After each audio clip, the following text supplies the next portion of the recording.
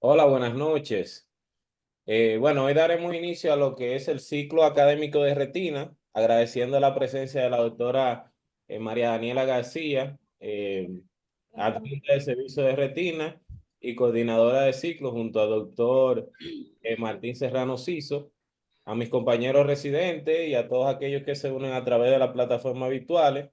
En el día de hoy hablaremos de lo que es la histología de la retina, las divisiones anatómicas de la retina, la circulación sanguínea retiniana y de la coroides, a cargo de la doctora Jennifer Rojas y la doctora Ángeles López.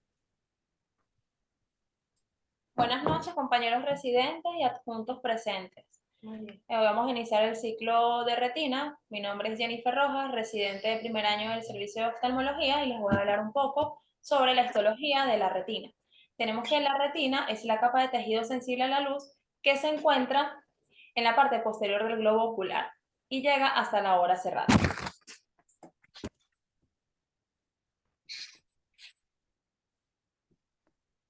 Ok.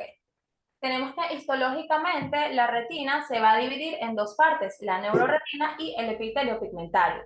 La neuroretina es de donde parte el impulso nervioso provocado por los fotones y que nos produce la sensación de ver. Tenemos que esta se considera parte del sistema nervioso central y está conformado por 9 capas, que desde afuera hacia adentro son las siguientes: epitelio pigmentario, capas de conos y bastones, limitante externa, nuclear externa, plexiforme externa, nuclear interna, plexiforme interna, células ganglionares y capas de fibras nerviosas y la limitante interna. Tenemos que de estas capas, 3 de ellas son celulares, que es la nuclear externa, la nuclear interna y las células ganglionares. La nuclear externa, que tiene los cuerpos celulares de los fotorreceptores. La nuclear interna, donde se encuentran los núcleos de las células horizontales, las células bipolares, las células de Miller y las interplexiformes. Y las células ganglionares, que es donde se encuentran las células ganglionares y algunas amacrinas. Bien, tenemos que el epitelio pigmentario no va a formar parte de la neuroretina, es decir, que esta no va a intervenir en la transmisión sináptica de la visión. Este va a estar formado por una monocapa de células unidas entre sí y en forma poligonal. Va a contribuir en en el metabolismo de los fotorreceptores y va a estar compuesta por melanina y lipofusinas, la cual va a ir variando con el paso de los años. Tenemos que en cuanto a la melanina, esta va a ir disminuyendo a medida que aumenta la edad y la lipofusina va a ir aumentando, sobre todo en la sexta década de vida. Tenemos que el epitelio pigmentario está compuesto de uniones que impide la disfunción de las sustancias entre la coroides y la retina. Algunas de las funciones del epitelio pigmentario es la absorción de luz, el transporte de nutrientes por barrera hematoocular, la bomba de movimientos de iones, la fagocitosis y la secreción de factores de crecimiento. Capa de conos y bastones. Tenemos que los conos y los bastones son receptores de luz, que en conjunto son denominados fotorreceptores. Tenemos que sus nombres son debidos a la similitud geométrica de sus segmentos externos. Para llegar a ellos, los fotones deben de atravesar las capas más internas de la retina. Tenemos que los fotorreceptores van a formar parte de las células cuyos citoplasmas, núcleos y otras estructuras se van a encontrar en la capa nuclear externa, con los axones que llegan a la plexiforme externa, donde van a hacer sinapsis con otras células. Tenemos que en la fóvea va a existir una densidad muy alta de conos que va a decrecer en la periferia, donde van a predominar los bastones. Estos fotorreceptores van a tener un segmento externo y un segmento interno, los cuales van a estar unidos por un cilio conector.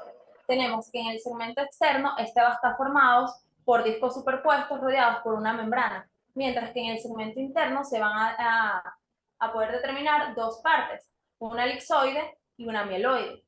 La elipsoide, donde se encuentran abundantes mitocondrias, neurotúbulos, neurofibrillas y ribosomas. Y la mieloide, la cual va a tener la capacidad de alargarse para poder alcanzar el estímulo luminoso. se describen distintos tipos de conos de acuerdo a su sensibilidad espectral y la longitud de su onda. En conos de larga longitud, o también denominados conos rojos, los conos de mediana longitud, también denominados conos verdes, y los conos de corta longitud, también denominados conos azul. Ok, aquí les coloco un cuadro comparativo con ciertas características de los conos y los bastones. Tenemos que los conos los vamos a poder encontrar en la fobia central, mientras que los bastones en la periferia. Los conos nos van a permitir una visión fotópica a detalle, mientras que los bastones nos van a permitir una visión esfotópica. Los conos van a tener una adaptación rápida a los cambios de luz, mientras que los bastones van a tener una adaptación lenta a los cambios de luz. Los conos son responsables de la percepción de color, mientras que los bastones de las escalas de grises. Los conos van a contener un pigmento denominado conopsina y los bastones uno denominado rodoxina. Ok, la capa limitante externa va a formar una barrera entre la neuroretina y el complejo fisiológico conformado por el epitelio pigmentario y los segmentos externos e internos de los fotorreceptores. Tenemos que esta va a estar formada por las uniones de las células de Miller y con el segmento interno de los conos y los bastones. La capa nuclear externa. Tenemos que en esta capa se van a encontrar los cuerpos celulares de los conos y los bastones. Tenemos que esta capa va a alcanzar su grosor máximo en la región foveal, donde va a medir aproximadamente 50 micrómetros y va a contener alrededor de 10 hileras de núcleos de conos, la cual se va a ir adelgazando progresivamente hasta llegar a la periferia. Tenemos que en el límite nasal del disco óptico va a tener de 8 a 9 hileras y en la cara temporal del disco óptico solo 4 hileras. Capa plexiforme externa. Aquí los fotorreceptores van a formar sinapsis con las células bipolares y las células horizontales. Tenemos que los axones de los conos terminan en pedículos y la de los bastones terminan en espérulas. Tenemos que en la región macular esta capa se va a encontrar en forma radiada, como teniendo como centro a la foviola. Y aquí se le va a denominar capa de Menier. Ok, la capa nuclear interna.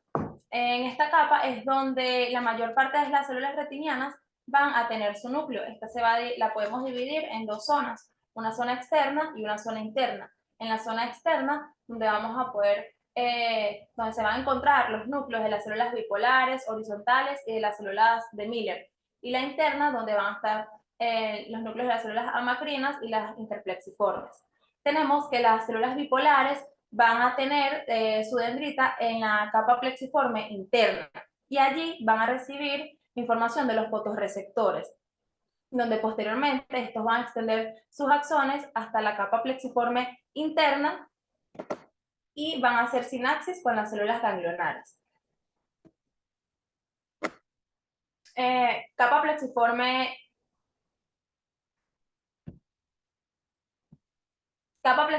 interna. Tenemos que en esta capa las células ganglionares, las células bipolares y las amacrinas van a establecer sus conexiones. Es importante resaltar que esta capa está ausente en el centro de la foviola. La capa de células ganglionares se va a dividir de acuerdo a su tamaño en grandes y pequeñas.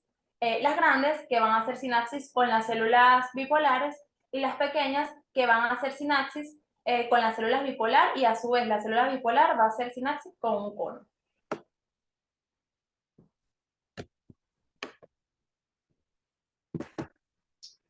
La capa de fibras nerviosas.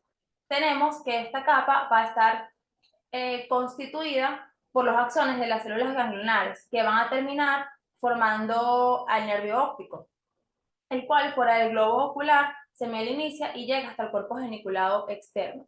tenemos que en esta capa se encuentra una abundante cantidad de células denominadas astrocitos, las cuales son aplanadas y tienen procesos radiales. Esta capa no se va a encontrar en la fobia avascular. Y por último tenemos la limitante interna. Tenemos que esta capa recubre la retina en su superficie interna y la separa del vitrio. Esta va a estar formada por las partes internas de las células de Miller y los astrocitos. Y una de las funciones de esta capa es la protección contra los rayos UV de la retina. Bueno, esto fue todo de la histología de la retina. Le voy a dar el paso a mi compañera, la doctora Ángeles López, que les va a hablar un poco sobre la anatomía. Buenas noches, continuando acerca de la anatomía de la retina, podemos decir que, bueno, la retina es la capa de células nerviosas que recubren la parte posterior en el interior del ojo, se extiende desde el polo posterior hasta la obra serrata.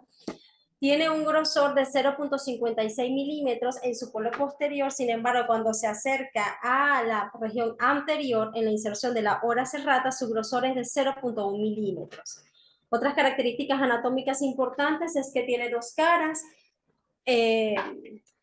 una externa y una interna. La cara externa es convexa, está relacionada con la coroides, y la interna es cóncava, es lisa y muy vascularizada. Tiene dos extremos, uno anterior y posterior. El extremo anterior es más amplio que el posterior. Podemos dividir anatómicamente la retina desde un punto de vista de la histología retinal, que ya la describió la doctora Jennifer, y de topografía retinal. En la topografía retinal, en esta división anatómica, la vamos a dividir en retina central y retina periférica. La topografía retinal, empezamos con la retina central, que representa,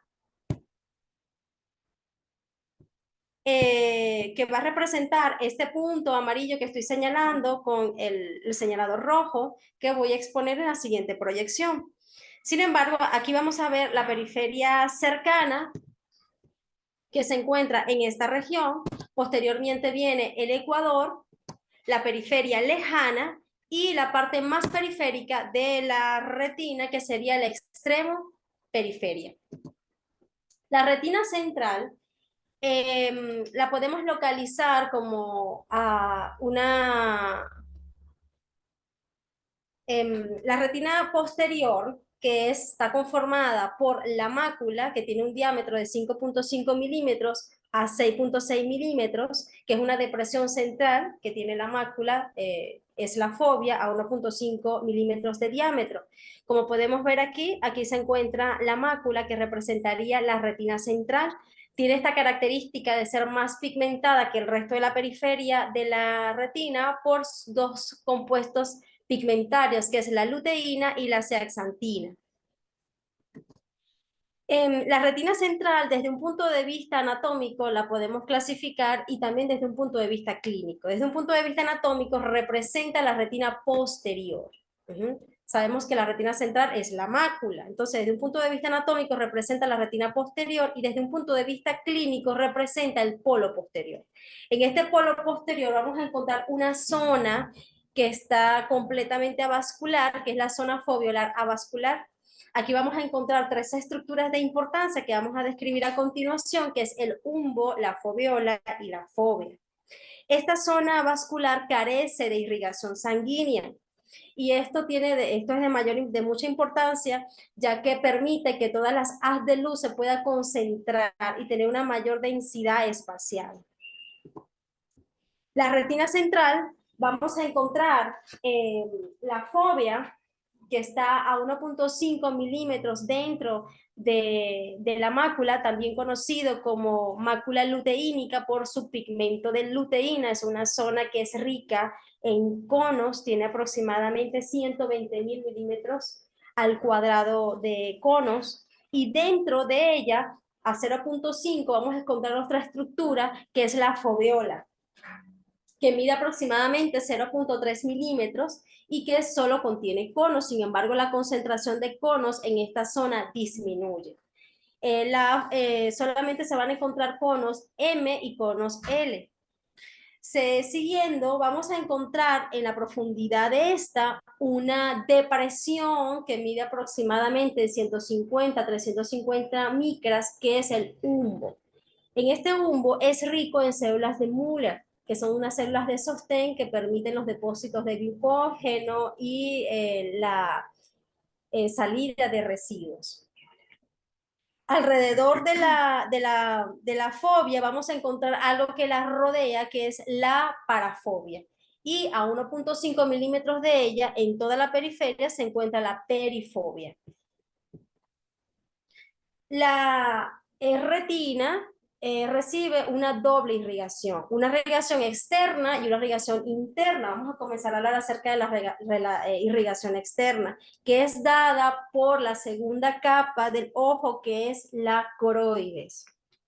La coroides tiene una membrana que es la de Ruiz, que es la coriocapilares, que es la que se encarga de irrigar la cara externa de la retina.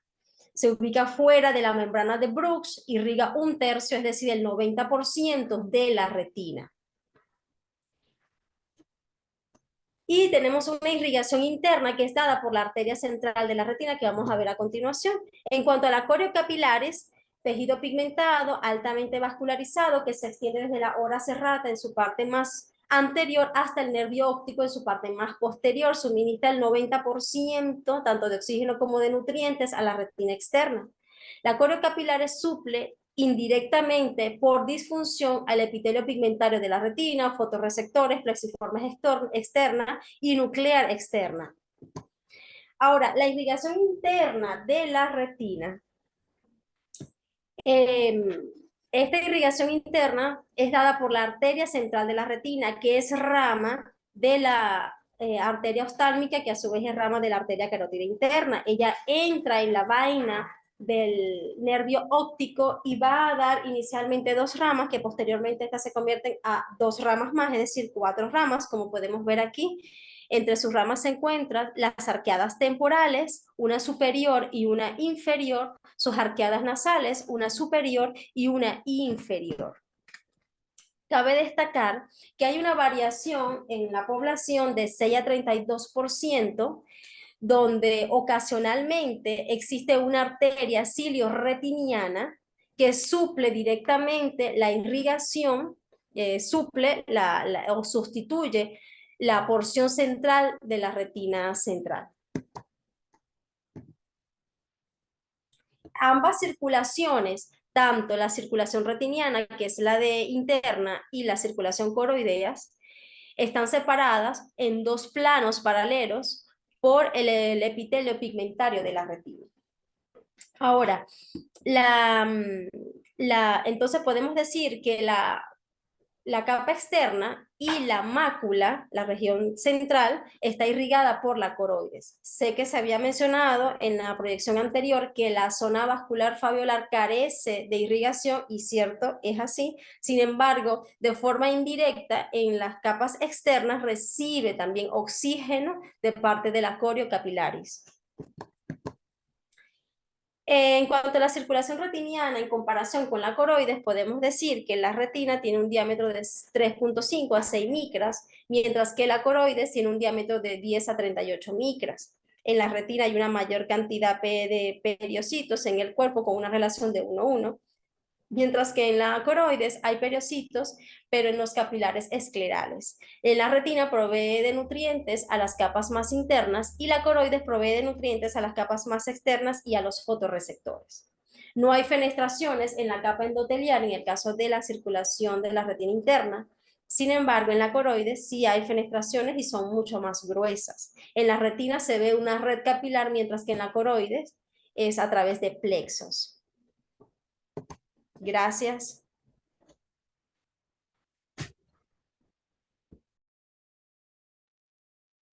Ok, muy interesante. Gracias a la doctora Jennifer Rojas y a la doctora Ángeles López. Bueno, tiene la palabra la doctora María Daniela. García, nuestra Junta de Retina y Vitrio.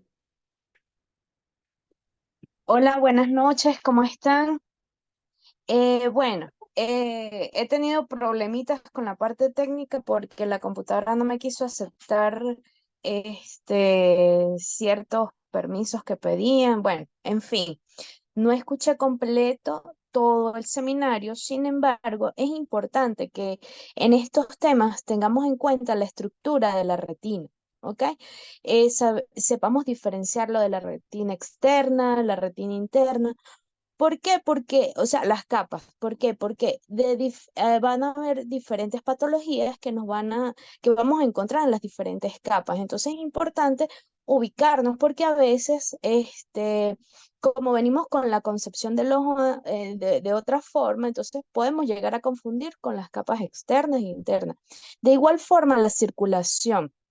¿Ok? Porque de allí vamos a entender, al entender la circulación retiniana, vamos a entender cómo el ojo es tan selectivo en cuanto a la penetración de ciertos medicamentos y por qué en ciertas patologías tenemos que enviar o indicar ciertos medicamentos para que puedan hacer efecto a nivel de retina o vitrio. Entonces, es importantísimo que nos ubiquemos, volvamos a repasar el tema. De hecho, el miércoles podemos hacer un breve repaso para que ustedes, y si tienen alguna duda, cualquier cosita, podamos ir aclarando. Si tienen alguna duda ahorita, también todavía tenemos tiempo para aclarar dudas. Em, lo que pude escuchar excelente, como tienen el dominio de la palabra las muchachas, muy bien resumido las láminas, sí las pude ver, y bueno, no sé si tienen alguna duda, podemos ir discutiendo algunos temas.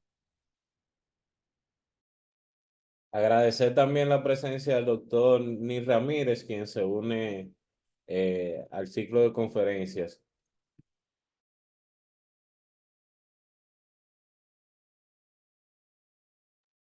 Ah, saludos, doctor, saludos.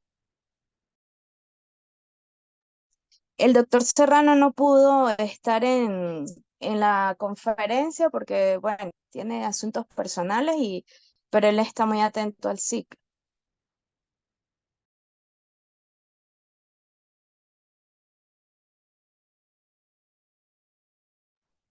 Bueno, doctora García, aprovechando la oportunidad de que nos permite hacerles alguna pregunta, nosotras consultamos de varias literaturas, principalmente de las que nos envió el doctor, y es respecto a que cuando hablamos acerca de la clasificación, o mejor dicho, de la división de la retina central, habían unos que las dividían desde un punto de vista anatómico y otros desde el punto de vista clínico. Y me llamó la atención que entre uno de los artículos y literaturas que leí, que decía que la retina central desde el punto de vista clínico, decía que cambiaba, que la mácula representaría la foveola. Cambian los conceptos. Entonces, No, es muy bueno como usted la mácula sería representa la la foviola y división la fobio, y perdón, la retina. mácula sería la fobia, la foviola la fobia. Claro, es muy importante como usted describió la representación de cómo vamos a observar las diferentes estructuras en la retina para que se puedan ubicar, para poder describir las diferentes lesiones o hallazgos que ustedes puedan ver en el fondo de ojo. Hubo una diapositiva donde lo representaste muy bien, allí en el área central así tal cual como está en esa diapositiva, no sé si la puedas colocar, este, mm, así es que van a ir observándose. De hecho, para el miércoles podemos tener un dibujo de cómo representar las diferentes patologías, así como está en el otro que tú has puesto, en el de las zonas, en la zona central, la extrema periferia.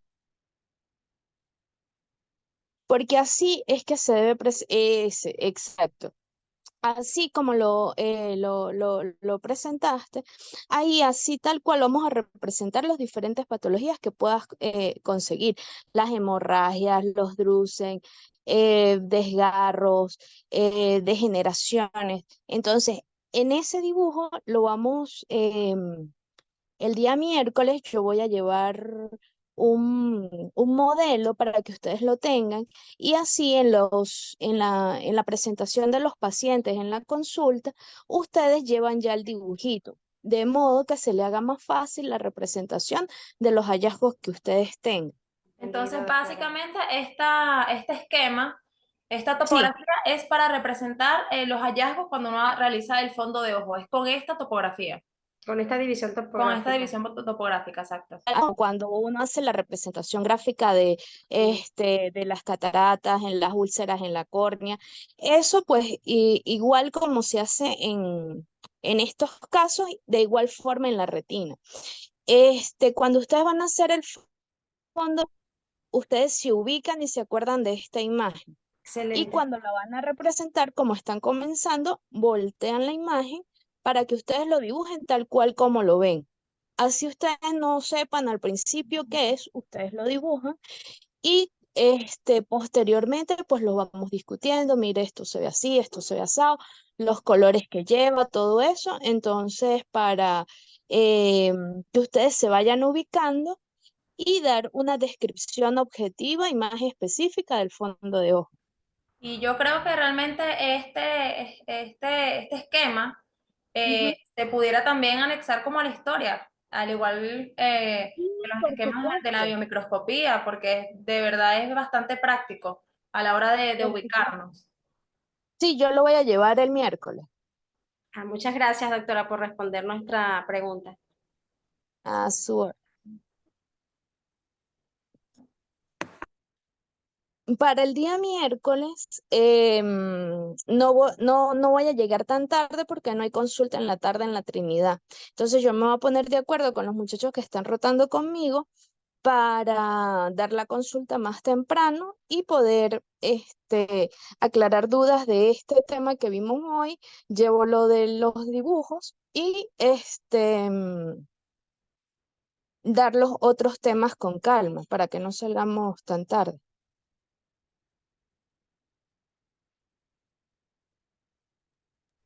Entendido, doctora, muchas gracias. Bueno, excelente, doctora. Entonces, el miércoles nos vemos y damos el día de hoy por concluido el tema pues de los fundamentos y la histología de la retina. Si existe alguna duda de alguno de los compañeros, pues es el momento realmente para aclarar esa duda. Excelente. Le dan un repaso. Nos presentamos formalmente el día miércoles a los nuevos integrantes. Y bueno, muchos éxitos, muchachos. Fundamento en este nuevo ciclo que todo va a salir muy bien. Bueno, muchísimas gracias, doctora, y adiós. Pasen feliz noche. Descansen igual.